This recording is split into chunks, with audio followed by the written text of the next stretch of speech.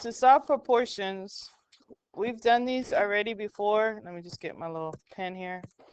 It's when we use this little butterfly method and cross multiply. The thing we now need to pay attention to is if we have variables with a plus or minus sign. That's showing an expression. An expression are terms separated with plus or minus signs. So when there is a plus or minus sign, then we have to use parentheses with that expression. So if there's not a plus or minus sign, like if I look at number 1, this x here does not have a plus or minus. So I'm just cross multiplying 3 times x, that would be 3x equals 24, yes. Divide by 3, x equals 8, yes. Okay. Now, when I come to number 2 here, now the variable has this plus sign right here, plus 5. Okay, so I need you to understand when that happens, you now have to use parentheses with that variable. So this would be 2 parentheses n plus 5. And then the cross product, you could do 10 parentheses 4. You can do 4 parentheses 10, or you can just do the mental math, 10 times 4, and just put the 40. Put the result of the multiplication. Now, I want to see you distributing and writing the new equation. So 40 is going to equal 2n plus 10.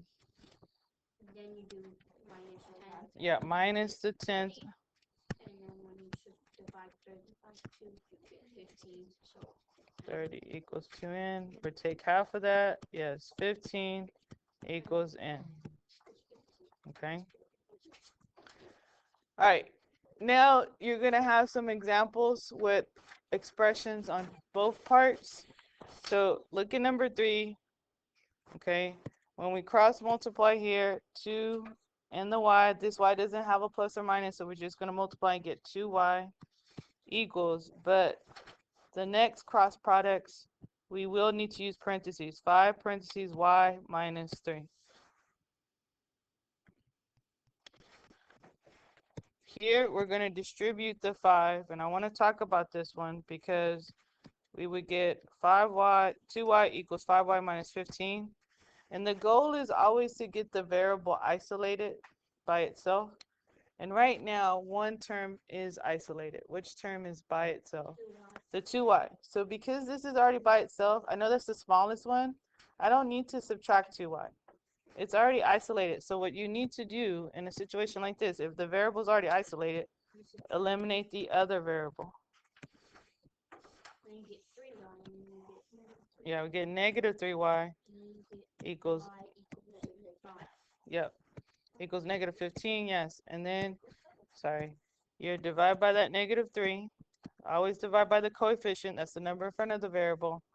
And we get actually 5. Positive 5 or just 5. Okay. All right. So we're going to show the cross products here on number 4. This would be 3 parentheses k plus 9 equals 5 parentheses 2k minus 3. Write that down. Now we have to distribute on both. So we're distributing 3 on the left side and distributing the 5 on the right side. The left becomes 3k plus 27 equals 10k minus 15.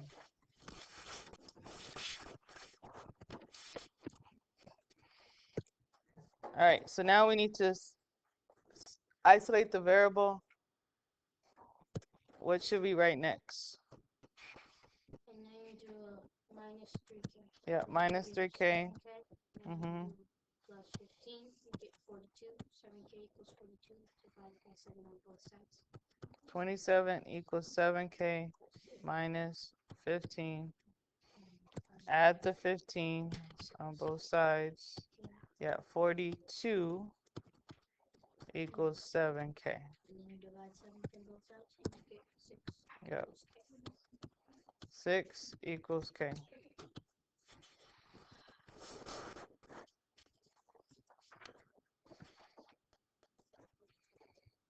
All right, so I'm just going to check your understanding, make sure you're on the right track and you are showing the cross products using parentheses when necessary. Like on number 1 here, 8 times x, that would just be 8x. But this one, because I have x plus 10, that would have to be 3 parentheses x plus 10. You have to use parentheses. If you don't use the parentheses, you have to show the distributed equation.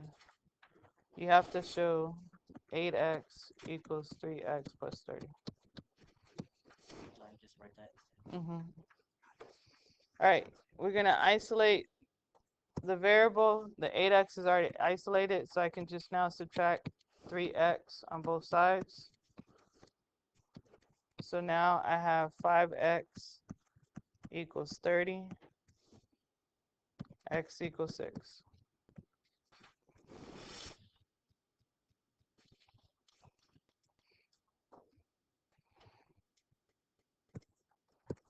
All right, so the cross products with 3 times p plus 7 is 3 parentheses p plus 7 equals, and then the other cross product would be 6 parentheses p plus 2. If I distribute the 3, we have 3p plus 21 equals 6p plus 12.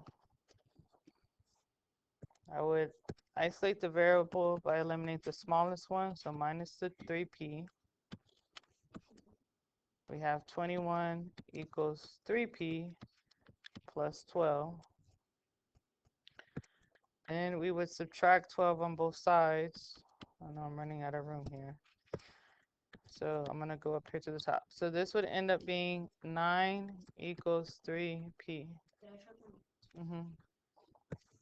If you divide each side by 3, 3 is our p. Okay. So I'm going to check your work and you get to the correct solution on the U-try.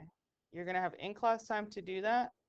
When you're done with the U-try, okay, so you're going to finish these 4. You're going to then go to your homework 4. This is the second worksheet you picked up, okay? As you, like after I check, I'm going to start periodically putting steps or solutions for you to check your understanding. But you need to show your work, show your cross products. So like on number 1 here, this would just be 2x equals 12, x equals 6. Because there's no plus or minus on that variable, so I can just write it with the number in front, the coefficient. But on number 3 here, guys, because there's a plus sign here, when I do the cross product, it would have to use parentheses. 2 parentheses n plus 9 equals, and then 4 times 7, I can just write the product, the result, 28. So then you're going to distribute the 2, get 2n plus 18 equals 28. Isolate the 2n term by subtracting the 18. So your 2n equals 10, and that would mean n equals 5. So whenever we do see operations, like on number 5, there's that plus sign right there. So because I see a plus sign with the variable, I'm going to need to use parentheses with that cross product. This would be 10 parentheses b plus 7. That's going to equal to 3 times 20, which is 60. You're going to distribute the 10 to get 10b plus 70 equals 60. Isolate the variable term, the 10b, by subtracting 70 on both sides. So our 10b equals a negative 10, which means b is a negative 1. Okay, so when you get to the homework, okay, you are going to need to show the new equation after the cross product, after doing the distributing. Use your parentheses, like here, this would be 3 parentheses m plus 4, and then 7m. Okay, you might have two expressions, like on number 9, there's two sets where there's a variable with the plus sign. So when I do the cross products here, this would be 5 parentheses x plus 2. And then the second cross product would be 3 parentheses x plus 4.